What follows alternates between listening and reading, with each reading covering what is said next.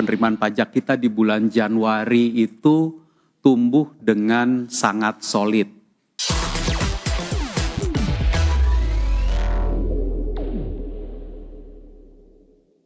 Sementara itu, Wakil Menteri Keuangan Suhasil Nazara menyatakan penerimaan pajak Januari 2026 ditopang oleh penerimaan pajak pertambahan nilai serta penurunan restitusi. Adapun per Januari 2026, realisasi penerimaan pajak tembus Rp116,2 triliun, naik 30,7% secara tahunan. Wakil Menteri Keuangan Suhasil Nazara menyatakan penerimaan pajak Januari 2026 ditopang oleh penerimaan pajak pertambahan nilai serta penurunan restitusi. Suhasil merinci penerimaan PPN dan pajak penjualan atas barang mewah secara bruto tumbuh 7,7% dengan realisasi 82,6 triliun. Sementara dari sisi restitusi terjadi perbaikan manajemen restitusi yang membuat terjadinya penurunan hingga 23%. Adapun secara neto, terjadi pertumbuhan penerimaan pajak sebesar 30,7% dari realisasi 88,9 triliun pada Januari tahun 2025 menjadi 116,2 triliun pada Januari 2026. Sedangkan secara bruto, penerimaan pajak tumbuh 7% dari 159,1 triliun pada Januari 2025 menjadi 170,3 triliun pada 2026. Penerimaan pajak kita di bulan Januari itu tumbuh dengan sangat solid. Ya. Netonya 30,7% pertumbuhannya. Jadi kalau tahun lalu sudah dikumpulkan 88,9 triliun, tahun ini netonya 116,2 triliun. Kalau kita lihat bruto dan restitusinya, maka brutonya itu tumbuh 7% dan ini adalah bagus sekali karena kita tahu pertumbuhan ekonomi kita di Q4 kemarin 5,39%, lalu kemudian ada inflasi 3%. Jadi ini mendekati kepada pertumbuhan ekonomi nominal. Sementara itu komponen pajak yang mengalami kontraksi yakni pajak penghasilan badan turun 4% dengan realisasi 20,6 triliun, PPh orang pribadi dan PPh 21 terkontraksi 20,1% senilai 13,1 triliun, terakhir PPh final, PPh 22 dan PPh 26 turun 10,6% dengan realisasi 26,7 triliun rupiah. Tim Liputan, IDEX Channel.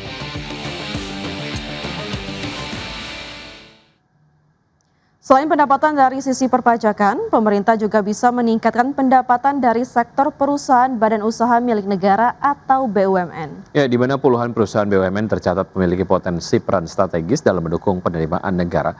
Anggota Komisi 6 DPR RI Ahmad menegaskan sejumlah perusahaan industri nasional atau perusahaan BUMN tercatat memiliki peran strategis dalam mendukung penerimaan negara dan program hilirisasi. Untuk itu Komisi 6 meminta pemerintah terus mendorong kontribusi BUMN secara maksimal dalam program-program unggulan pemerintah.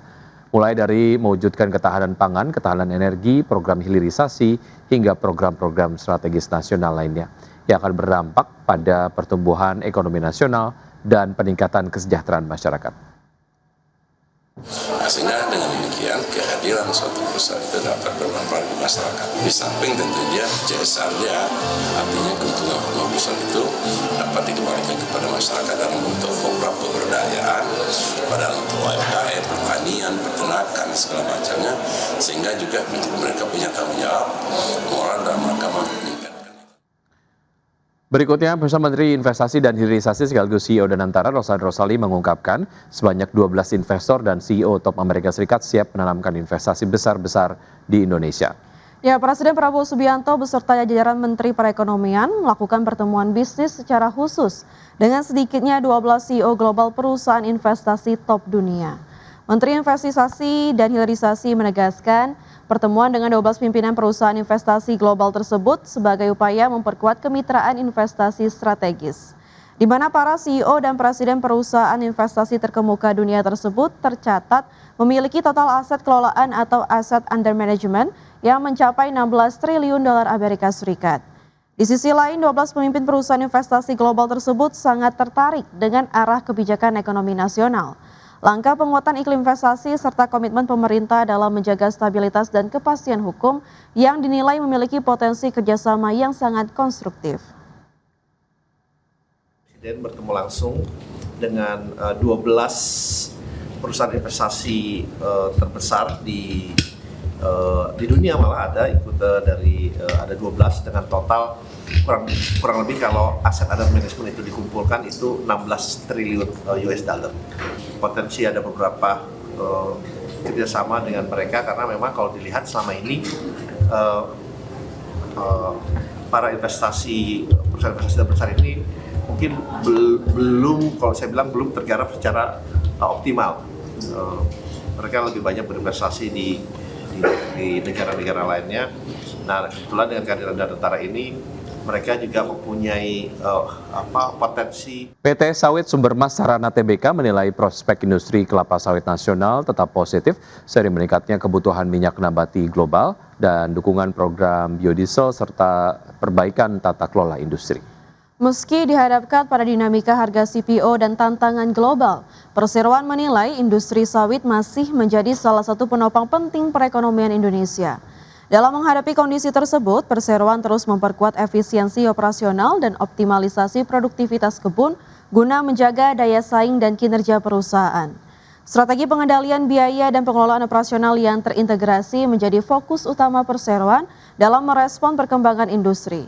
Direktur Utama PT Sawit Sumbermas Sarana Tbk, Jap Hartono mengatakan penerapan praktik perkebunan yang bertanggung jawab serta kepatuhan terhadap regulasi menjadi landasan dalam mendorong pertumbuhan usaha yang berkelanjutan. Manajemen meyakini dengan strategi yang adaptif dan fondasi bisnis yang solid, Perseroan optimistis dapat terus menciptakan nilai tambah bagi pemangku kepentingan serta berkontribusi positif terhadap perkembangan industri sawit nasional.